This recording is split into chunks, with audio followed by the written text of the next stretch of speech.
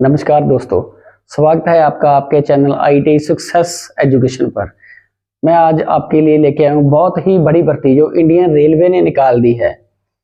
Diesel modernisation workers Patiala DMW Patiala की ओर से आईटी अप्रेंटिसशिप के लिए बहुत बड़ी भर्ती निकाल दी है, जिसके बारे में हम आज बात करेंगे। और आईटी की बहुत सारी ट्रेडें जो इसमें है, वो सभी कैंडिडेट जिसने JIT का कोर्स कर रखा है वो सभी इसमें अप्लाई कर सकते हैं। इस भर्ती की जो लास्ट डेट है वो है 31/10/2023। इसके फॉर्म 9/10/2023 को ऑनलाइन स्टार्ट हो चुके हैं और 31/10/2023 तक ये फॉर्म हम अप्लाई कर पाएंगे। और अगर इसकी वैकेंसी की बात करें ट्रेड के अनुसार, इसमें बहुत सारी ट्रेड्स हैं और एक एक करके मैं आज आपको बताऊंगा कि कौन कौन सी ट्रेड है और उसमें कितनी सीटें हैं और उसका सिलेक्शन प्रोसेस क्या होगा, एज कितनी है, फीस कितनी है, अप्लाई कैसे करना है, सब कुछ आज हम इसमें बात करेंगे। सबसे पहले तो बात करते हैं हम आईटी ट्रेड के लिए जो इसमें ट्रेड मांगे गए हैं। सबसे पहले ट्रेड है जी इलेक्ट्रिशियन ट्रेड, जिसकी टोटल सीट्स है 140 और उसके बाद नेक्स्ट ट्रेड है जी मैकेनिक डीजल जिसकी टोटल सीट्स हैं 40। ये बहुत बड़ी भर्ती है। मशीनिस्ट जिसकी टोटल सीट है 15 सीटें हैं। ठीक है, उसके बाद नेक्स्ट हम बात करते हैं तो फिटर ट्रेड। फिटर की भी बहुत बड़ी सीटों की संख्या है, 75 75 सीटें, बहुत बड़ी संख्या होती है जी। वेल्डर 25 सीट, वेल्डर की 25 सीटें हैं, जिसमें गैस एंड इलेक्ट्रिकल G&E दोनों ही कैंडिडेट जो होंगे इसमें एलिजिबल होंगे। G&E टोटल जो सीट्स की बात करें तो इसमें 295 टोटल सीट्स हैं, 295। और इसके बाद बात करें कि इसमें SCVT वाले कैंडिडेट है, जो SCVT जिसने स्टेट राज्य से कोई SCVT कर रखी है, SCVT में कोई भी कोर्स कर रखा है, वो इसके लिए एलिजिबल नहीं होंगे।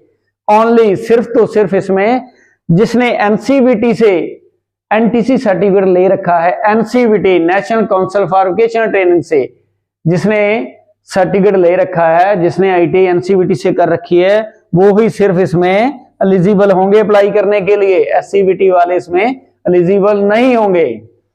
टोटल सीट मैंने आपको बता दी है 295 है, ये बहुत बड़ी संख्या में सीट्स है। चलो इसके बाद हम बात करते हैं क्वालिफिकेशन की।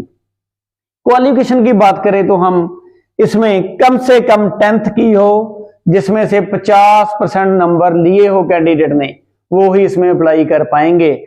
जिसके नंबर 50% से कम होंगे वो इसमें अप्लाई नहीं कर पाएंगे।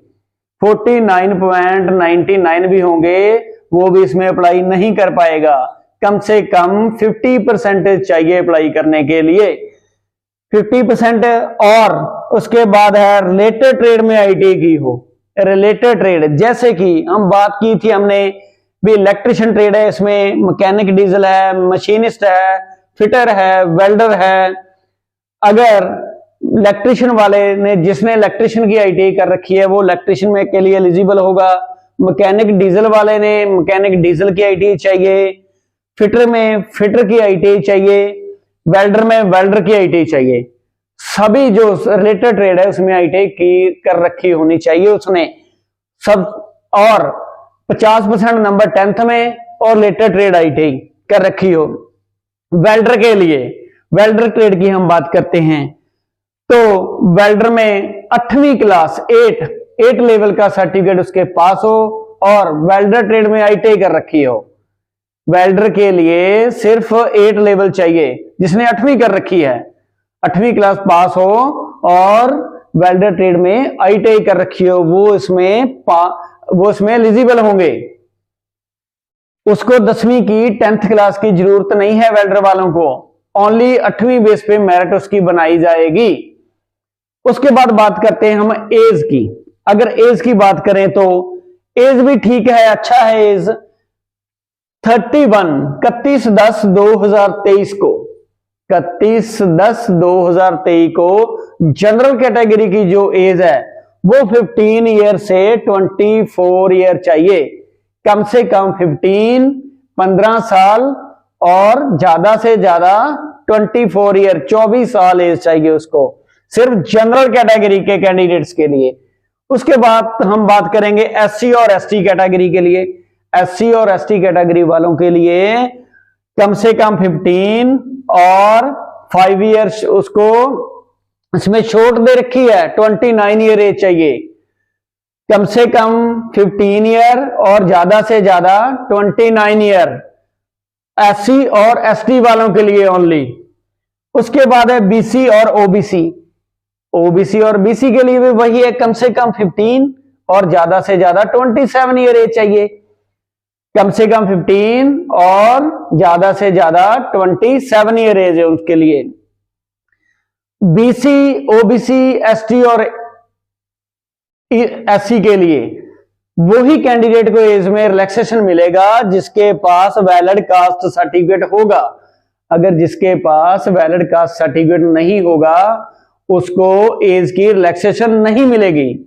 मैं फिर दोबारा बोल रहा हूं, अगर किसी कैंडिडेट के पास जो एससी, एसटी, बीसी, ओबीसी वाले हैं कास्ट सर्टिफिकेट नहीं है, वो अपना कास्ट सर्टिफिकेट बनवा लें।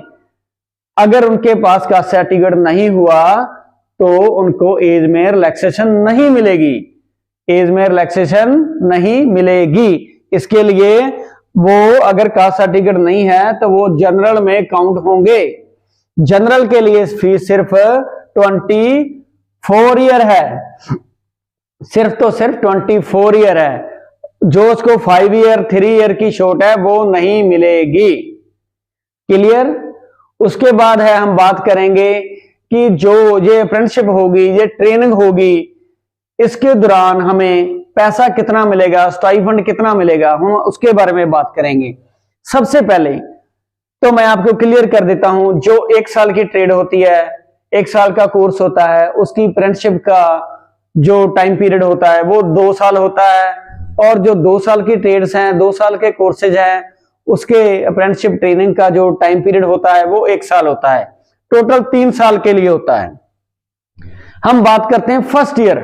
फर्स्ट ईयर जिसके बाद फर्स्ट ईयर जिनका भी इसमें सिलेक्शन हो जाता है, उसका जो फर्स्ट ईयर में उसको 7,000 per month, 7,000 per month stipend मिलेगा, 7,000 पर मंथ। सेकंड ईयर में उसको 7,700 7700 रुपया जो स्टाइफंड मिलेगा, इसके लिए वो एलिजिबल होंगे।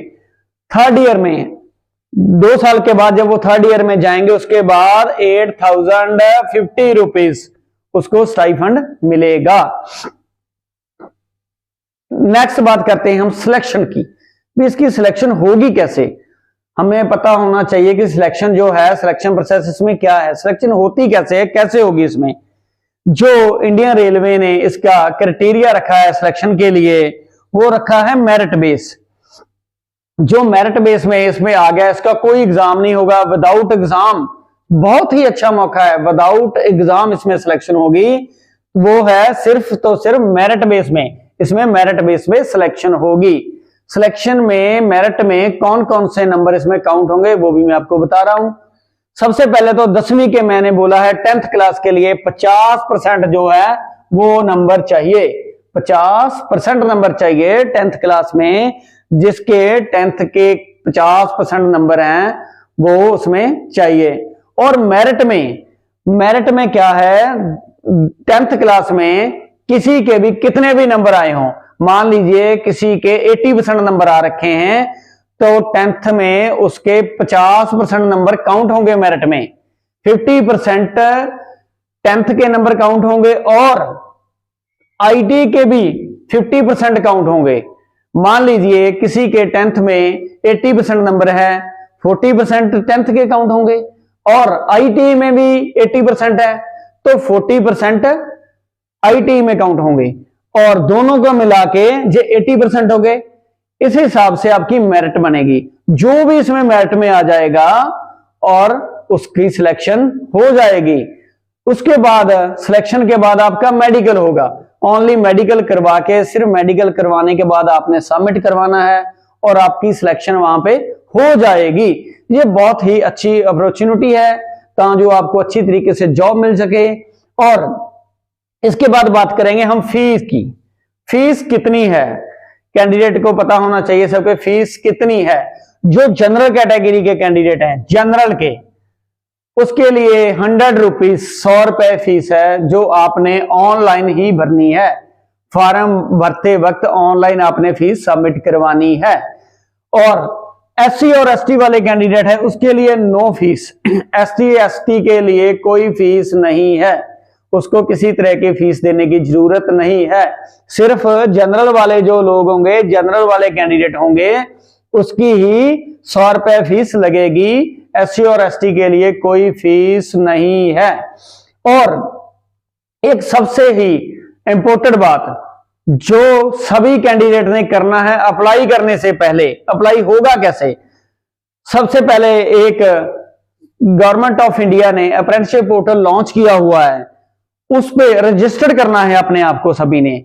उसका जो पोर्टल पे 100% रजिस्टर्ड आप होना चाहिए, 100% फॉर्म कंप्लीट होना चाहिए, तो ही आप इस भर्ती के लिए एलिजिबल होगे। सबसे पहले अप्लाई करने से पहले आप अप्रेंटिसशिप पोर्टल पे रजिस्टर्ड करोगे, उसके बाद आपको एक रजिस्ट्रेशन नंबर मिलेगा। वो नंबर मिलने के बाद आपने DMW Patiala, diesel modernisation works Patiala की साइट पे जाके अपने आप अपना फॉर्म फिल कर सकोगे। आप उसका जो नंबर होगा, रजिस्ट्रेशन नंबर, वो इस फॉर्म में डालना जरूरी होगा। वो साइट है www.apprenticeshipindia.gov.in। फिर मैं बोल रहा हूं एक बार, www.apprenticeshipindia.gov.in। इस साइट पे आपने अपने आप को रजिस्टर करना है अप्रेंटिसशिप के लिए, उसके बाद आपने फॉर्म फिल करना है। ये बहुत अच्छी भर्ती है, इससे आपको नौकरी बहुत जल्दी मिलेगी, आप इंडियन रेलवे में जॉब ले सकते हो। इससे अच्छी अपॉर्चुनिटी नहीं कोई हो सकती। बहुत बड़ा धमाका किया इंडियन रेलवे ने। इसके लिए आप आज ही एलिजिबल हो तो आप आज ही अप्लाई करें। इसकी लास्ट डेट है 31/10/2023। मैंने आपको सभी ये प्रोसेस बताया है, आप इसी तरीके से आप अप्लाई करोगे। और नई नई जॉब के लिए, जानकारी के लिए आप हमारा चैनल ITI सक्सेस एजुकेशन को सब्सक्राइबर करें, लाइक करें और शेयर करें। Thank you.